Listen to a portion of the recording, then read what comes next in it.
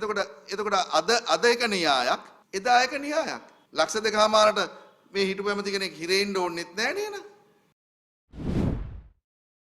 ඊ අකමැතුමිය කිව්වනේ මේ පොත් ප්ලොට් එකට සීල් තිබ්බා. දැන් ඒක ඉවරයි. මේක ආයෙත් මේවා කතිකාවට අරගෙන අර අනවශ්‍ය මාතෘකා එකට ගන්න එපා කියලා ඔබතුමාලට ඒක උදෙස් දුන්නේ. එතකොට මේකට වියදම් වෙච්ච මිලියන 60. එතකොට මේ පොත් කීයක් සීල් තියලා තියෙනවද? එතකොට මේ පොත් නැවත පාවිච්චි කරන්න පුළුවන්ද?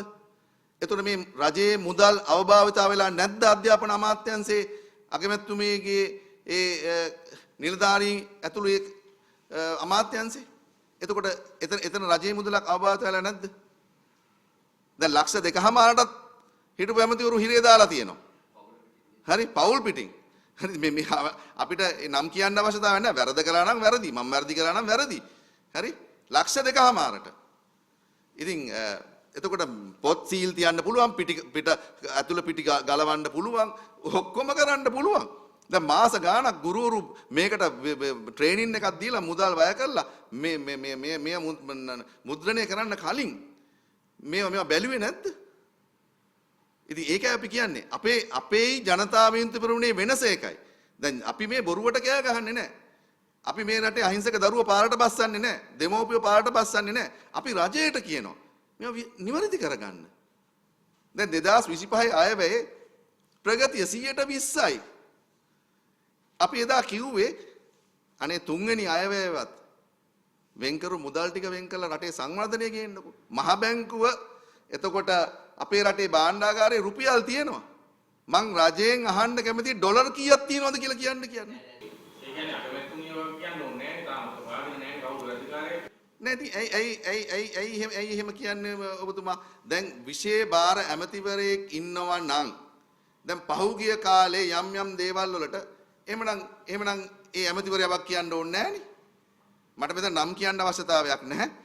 දැන් පහුගිය කාලේ වැරදි වැක්සින් එකක් ගෙනාවා රටට. ගෙනල්ලා ඒක ඇතුලේ කටු තිබුණා කිව්වා වතුර තිබුණා කිව්වා.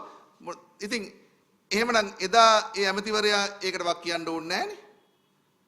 එතකොට අද එක න්‍යායක් එදා එක න්‍යායක්. ලක්ෂ දෙකමාරට මේ හිටපු ඇමති කෙනෙක් හිරෙන්න ඕනෙත් නැහැ නේද?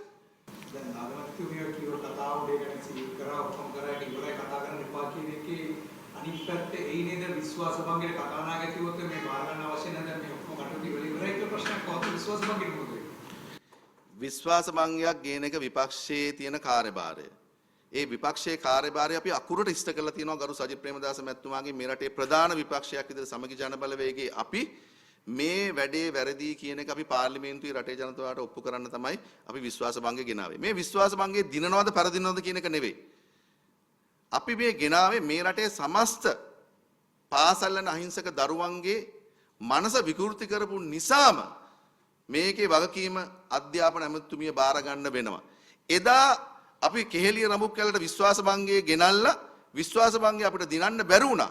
හැබැයි අදටත් සමාජ මාධ්‍ය දාලවල යනවා එදා කෙහෙලිය රඹුක් කැලට පක්ෂව ඡන්දෙ දුන්නු උදවිය වැරදි කියලා. අද පාර්ලිමේන්තුවේ හිටියේ නැතත් එයාගේ නම් දාලා කියනවා විශ්වාස භංගයට පක්ෂව ඡන්දෙ දුන්නේ ලැජ්ජයි කියලා. ඒ නිසා මම මේ අවස්ථාවේ කියනවා මේ විශ්වාස භංගයට පක්ෂව ඡන්ද දෙන ආණ්ඩු පක්ෂයේ උදවිය හෝ කවුරු හරි කෙනෙක් විපක්ෂයේ ඉන්නවා නම් කවදා හරි දවසක එදා රටේ මිනිස්සු ඇහුවා වගේම කියයි පාසල් යන දරුවන්ගේ මනස විකෘති කරන්න කටයුතු කරපු අධ්‍යාපන ඇමතුමියට ගෙන විශ්වාස භංගයට සහාය දුන්නේ අහවලා කියන එක ඉතිහාසගත වෙනවා. එසැන ජනතාවගේ තොරතුරු දැනගෙන